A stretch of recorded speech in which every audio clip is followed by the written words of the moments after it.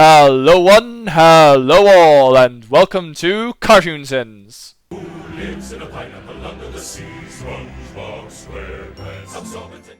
The old silent Paramount logo, now with CGI camera movement. Still old enough to be nostalgic. That has got to be one of the surrealist logo intros I've ever seen. It fits SpongeBob's surrealism perfectly, mind. The Pirate-esque font's a nice touch. That guy's gonna fall off any second now. I never thought I'd see it. Me own eye.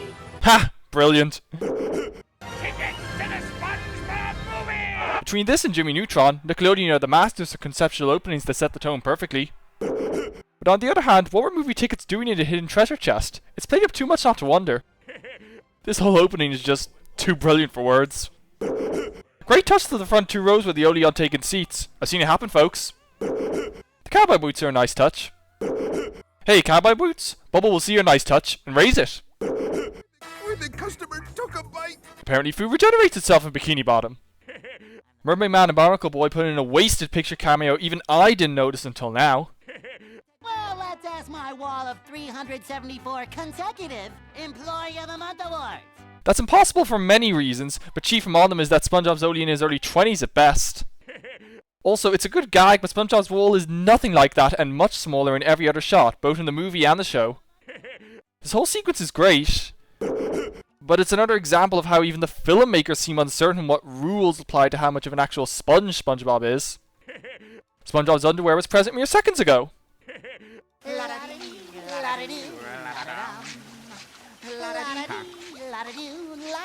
Brilliant. How does Patrick control his rock to open and close? Don't try bouncing along on your butt, folks. It hurts. I've tried.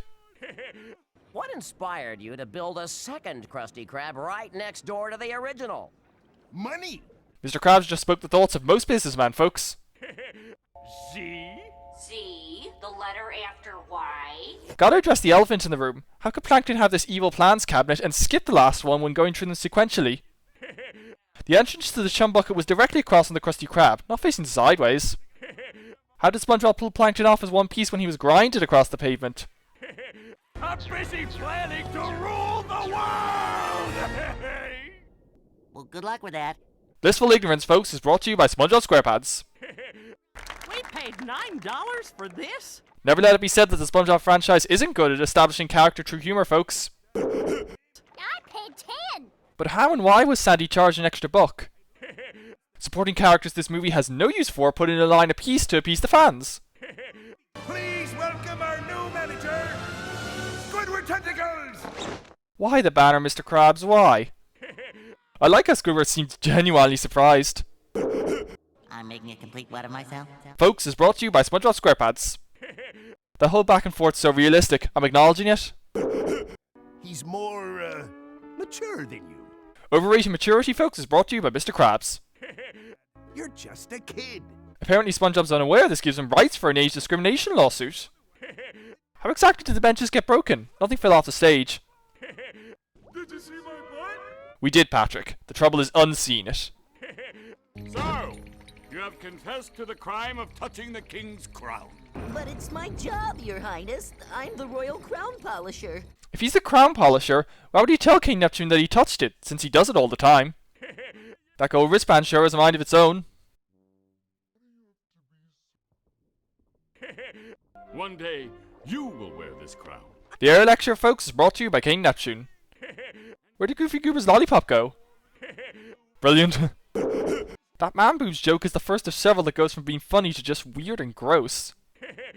It's like saying I'm a kid. Here's your goober meal, sir. I'm supposed to get a toy with this?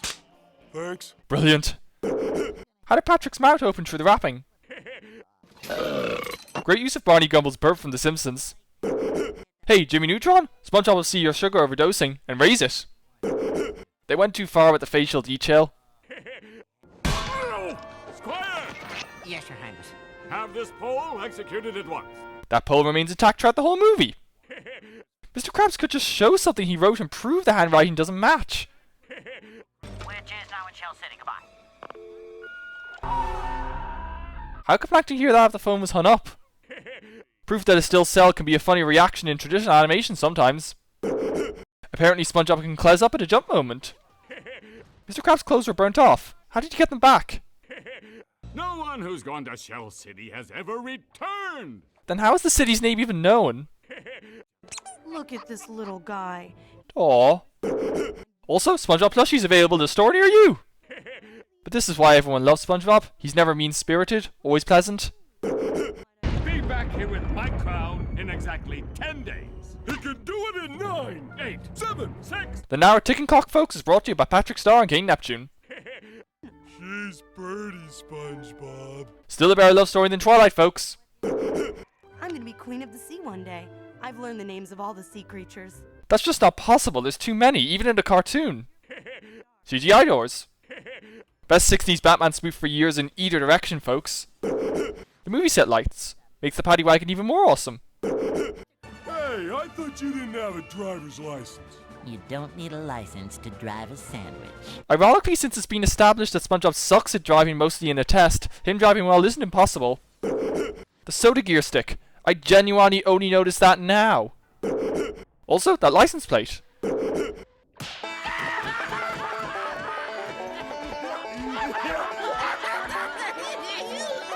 I let their laughter go the first time, but it crosses to annoying here. You two dipsticks! There's some animated films where that word belongs, but SpongeBob ain't one of them, folks. Where did this guy come from? He's nowhere to be seen in the earlier wide shot, and we can see the other two.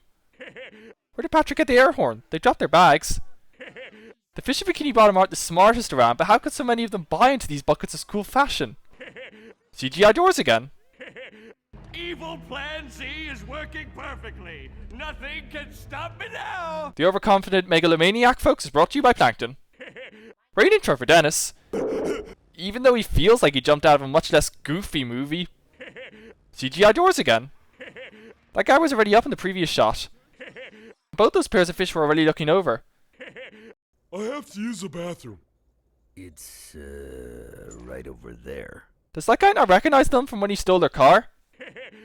Patrick, check it out! Hooray! If I found a soap dispenser like that in a public bathroom, I'd cheer too.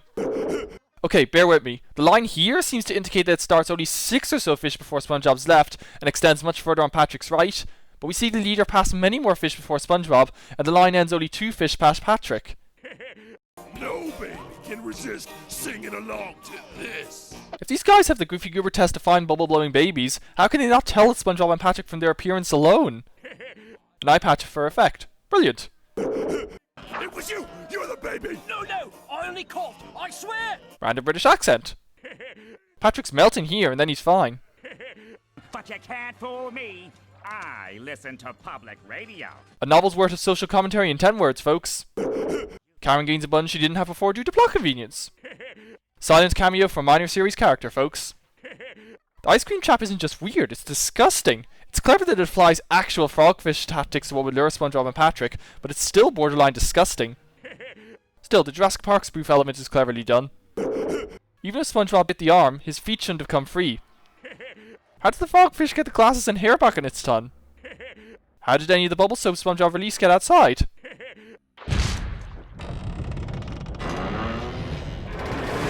Earlier, the Thug wasn't over a hill incline, nor did it have anywhere it could sink into. I'll let you pet Mr. Whiskers! Meow. Okay, that's too gross, whatever that actually is.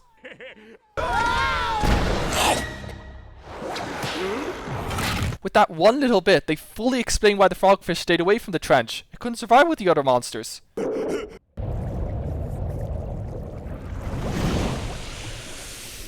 Great use of sound to illustrate the size of these monsters. And let's face it, Pat, we're just kids. Oh, you're right, SpongeBob. We are kids. Wow, their plight just got genuinely poignant. Exactly how did Mindy get to them before Dennis? Much less without Neptune noticing. Did you see my underwear? No, Patrick. Did you want to? Ha! Brilliant. Nearly 20 minions are just standing around, folks. A movie budget stretched thin. How can Sandy be controlled through her helmet? The fate of Bikini Bottom rests in your hands. Only You Can Save Us, folks, is brought to you by Princess Mindy. And what's so wrong with being a kid anyway? Kids rule. If you take nothing else from this film on board, folks, take this. Mindy goes off model so much during this shot. Ew. Gotta agree with Mindy. How is the seaweed attached to their faces? That branch wasn't there when they were falling.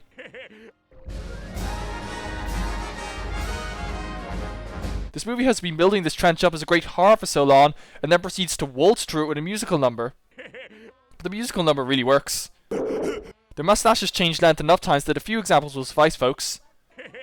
There was no staircase coming out by the road earlier. The animator in me has to point out the size discrepancy between the monsters to our two heroes in this shot. How did Dennis cut ahead of them? Yeah, that way you'll never find out that he stole the crowd. The verbal slip-up, folks, is brought to you by Dennis. That suit has no air supply. What is he breathing?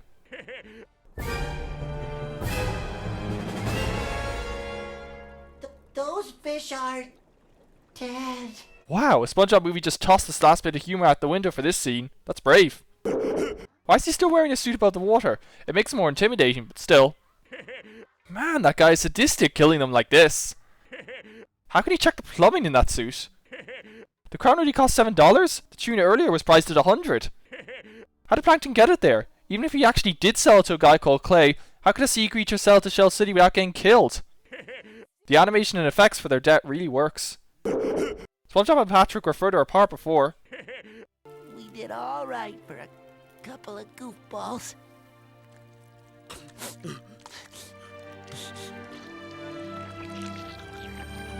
Touching movie magic, folks. The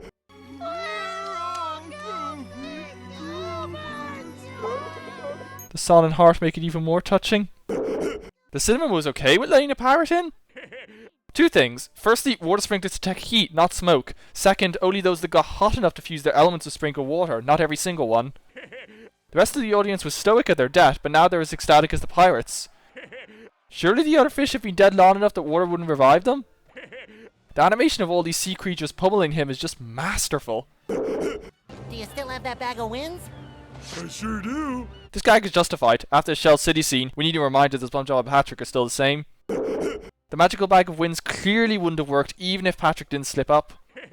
David Hasselhoff's cameo is one of the movie's highlights, even if you don't know who he is. Not only are many minions just loitering, but some of them are hammering nothing. Where did the hole in the Krusty Krab 2 go?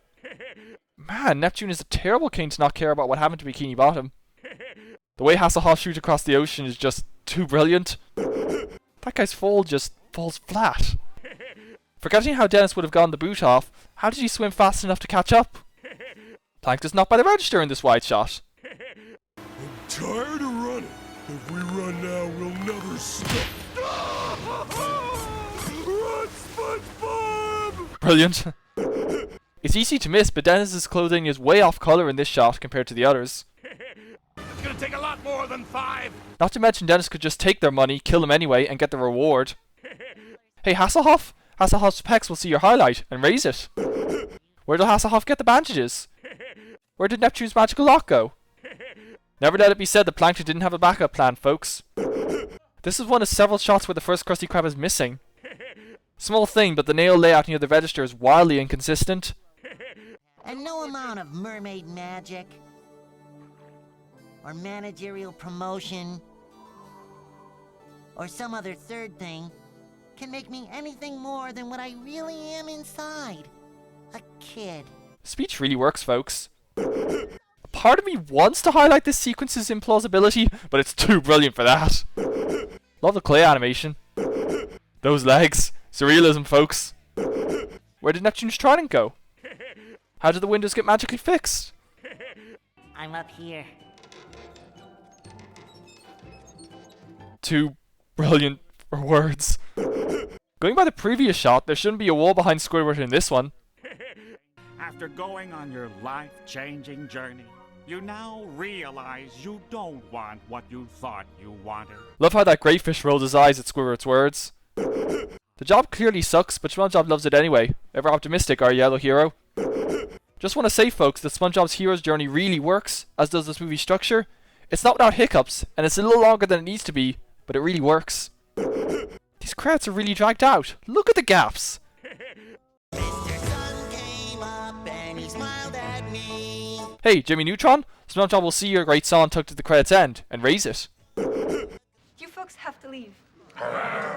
What? Say that again, if you you dare! You folks have to leave. Okay. That justifies the coda, folks.